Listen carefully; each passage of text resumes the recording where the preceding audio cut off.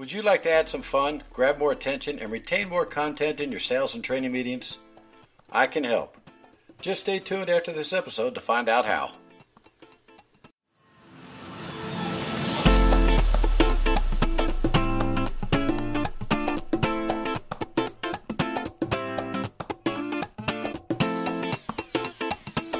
Welcome to the 10-Minute Car Sales Talk Podcast, where it's all about life in the car business.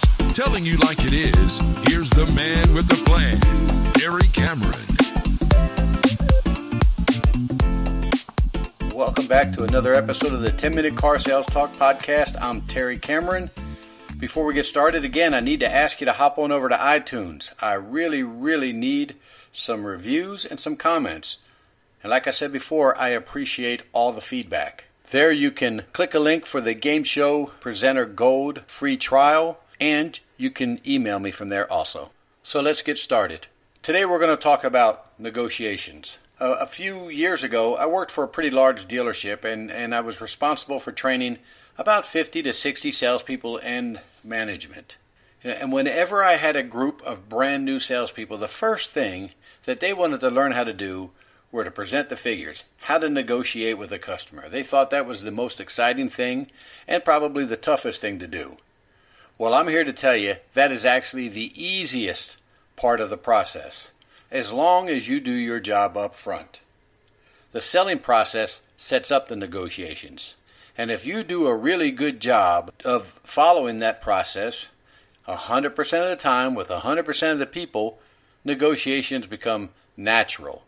And it's really not closing. The customers are sitting down, ready to buy the car. We just have to work out a few things. But again, if you don't set it up the right way and you skip steps right up front, good luck closing them. And if you do, good luck making any kind of gross on them. Joe Verdi says that sales are made or lost by a few words, not a few dollars. And that's absolutely true. If the customer doesn't like you or trust you, if you don't know your product, and if you're not following the process, good luck getting them to buy the car from you. But if you do just the opposite and you follow the process from front to back, you know your product, the customer likes you, it's just a matter of working up a few figures before they decide to pull the trigger. So when I'm talking about negotiations, what I'm really talking about is the worksheet, the Foursquare, the pencil, whatever you want to call it. That's where the negotiations start. Never do they start before that.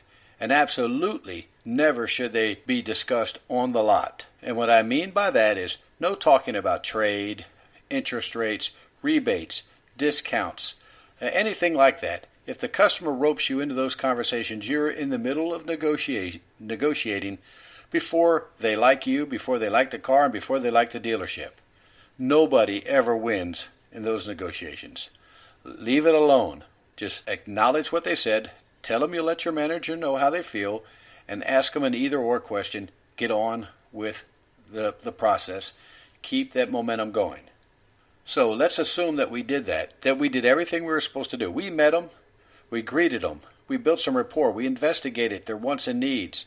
We did a presentation. We took them on a great demonstration ride. They said they loved the vehicle. We tried a few closes, especially the assumptive close.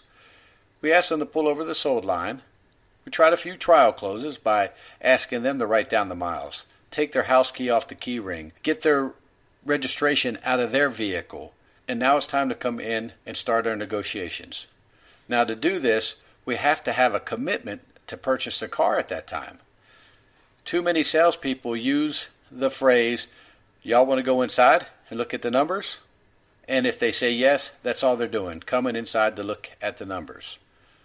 But if you put a little different spin on it, like, hey guys, do you want something hot or cold to drink while we wrap up the paperwork? And if they answer either one of those, they agreed to wrap up the paperwork. And then one more time, you may just want to ask them, how are you going to register this vehicle, in one name or two? If they answer one name or two, they just agreed to buy the vehicle. So no negotiating on the lot. No skipping steps on the lot. You have to do your job 100% of the time with 100% of the people. Now, whenever you're on the lot, you have to understand, if you speed through these steps, you're missing too many things. You have to slow down on the lot. Speed kills on the lot. But the minute we walk in the door and we sit down at that closing table, slow will kill the deal. Now, the reason we need that demonstration ride out there is because we wanted to get their emotions up. This is an emotional sale, or an emotional purchase. We have to get their emotions up. They have to really love this vehicle, because when we throw that piece of paper in front of them that shows all those numbers on it, it goes from being emotional to logical. And we don't have a whole lot of time to finish this up before the ether wears off.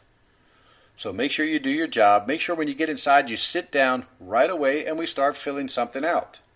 If your dealership requires you to load everything into the CRM, well, get good at using your CRM so it doesn't take very long to do this. Now, the pre-steps in the negotiations are just getting them to say yes to a whole bunch of things by asking them questions: your address, your phone number, your email address, who do you have your insurance with. When they start handing those things to you, they're basically saying yes to a question. And I believe the number that I heard before is 45 yeses in 45 minutes equals a 75% closing ratio. I'll take that all day long. So let's get all that information. Now we're getting ready to do some negotiations, but we have to set that negotiations up with the right word tracks. We're not going to go to the desk. We're not going to go to the manager. We're not going to go get some numbers for them. What we're going to do is tell them, hey, we're going to go check availability, make sure this car is still available. We have over 15 salespeople here, and this happens to be one of our most popular models. I just want to make sure it is available. Okay, so now they're thinking, what's going on? I mean, I thought we were buying this car. They're not thinking about using the I need to think about it response to you. They don't want to use this car. And as you're getting up to walk away to go check availability, you want to turn around and look at them and say, by the way, guys, if the car is available, can I tell my manager that you're ready to do business right now? And if they don't say yes, then sit back down and find out why.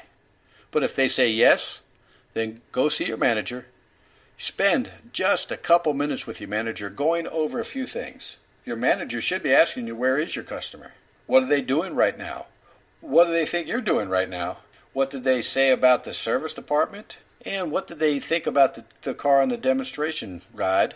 And what are their hot buttons? Get that stuff out so you and your manager can put two heads together and work out a plan for success. You get your numbers, you turn around, you head towards the customer with a big old shit-eating grin on your face, reach out, shake their hand and say, congratulations, we lucked out, the car is still available. And because you said you were ready to do business right now, now guys, we've used now 2 times already. Because you said we are ready to do business right now, I took the liberty of having some numbers drawn up for you. In the next video, or the next podcast, the next episode, we're going to go into actually how to present those figures. Right now, what I want to do is just be able to set the tone and set up the process to give them some figures that they can agree to right away. So again, let's back up just a little bit. You come off the test drive, you parked in the sold lane, you tried some action closes. Now it's time to come inside, and instead of asking them, do you want to come in and see the numbers, you're saying, guys, you want to register this vehicle in one name or two. And as you're walking in the door, do you want something hot or cold to drink while we wrap up the paperwork? They sit down, you punch everything into the CRM, you get up to walk away, and before you do that, you say, I'm going to check availability. I want to make sure this car is available. We have over 15 salespeople here, and this just happens to be our most popular model, or the only one we have in stock, whatever it may be. And then I'll be right back. Then you turn back around to them as you're walking away and say, oh, by the way, guys, if the car is available, can I tell my manager that you're ready to do business right now? They say yes. You go to the desk. You have your quick interview with your manager. He's going to ask you some questions. You're going to turn around with the pencil in your hand and head back to the customer. And as soon as you get there, you just reach out, shake their hands, and say, congratulations, the car is still available. And because you said you're ready to do business right now, my manager took the liberty of drawing up some figures for you. And here we go. Now, that's not too hard, and it may seem like you're putting on some kind of show, and you actually are. You are putting on a show. You're on stage every time you're with a customer. So this is setting everything up for the first bump, the second bump, and whatever else we have to do to get them to say yes. Remember, you have to practice this, though, and you have to have confidence, and you have to sound confident. This has got to roll off your tongue like it's natural. And if you do this, presenting the figures are easy. Next week, we're going to talk about how to present these figures. The first pencil, second pencil, third pencil, and when is it time to just go ahead and tell them to kick rocks. So guys, again, I want to thank you for listening, but I also need you to hop over to iTunes and leave me a review and maybe write some comments. Head to my webpage, shoot me an email, ask me some questions. I'll include it in future episodes. Remember, the sky's the limit. I'll see you next week. Thanks for listening to this week's podcast. Please rate it on iTunes and visit the 10minutesalestalk.com website to send an email. We appreciate your valuable feedback, and don't forget to share the show with a friend.